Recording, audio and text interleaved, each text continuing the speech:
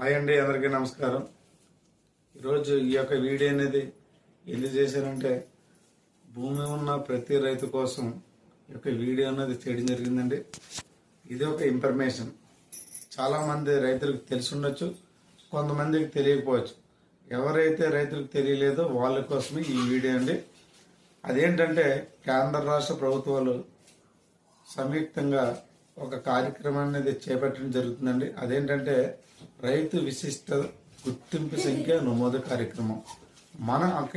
మనకు ఆధార్ కార్డు ఎలాంటిదో రైతుకు కూడా అలాగే 11 డిజిట్లు ఉన్న నెంబర్ గల ఒక యూనిక్ ఐడిని, ఒక కార్డును అనేది ఇవ్వడం జరుగుతుందండి.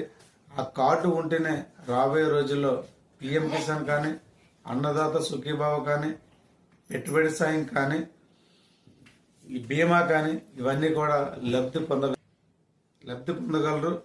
లేకపోతే ఈ ఏదైతే ఇప్పటి వరకు మనం పిఎం కిసాన్ కానీ, అన్నదాత సుఖీభావ కానీ, పెట్టుబడి సాయం కానీ, బీమా కానీ ఇవన్నీ కూడా ఆగిపోతాయండి. ఖచ్చితంగా మీ యొక్క గ్రామంలో సచివాలయం దగ్గరికి వెళ్ళి మీ ఆధార్ కార్డు లింక్ అయిన ఫోన్ నెంబరు, పాస్బుక్ ఈ 3 పట్టుకుని వెళ్తే అక్కడున్న అధికారులు మీకు రిజిస్ట్రేషన్ చేసి ఒక యూనిక్ ఐడిని ఇవ్వడం జరుగుతుందండి.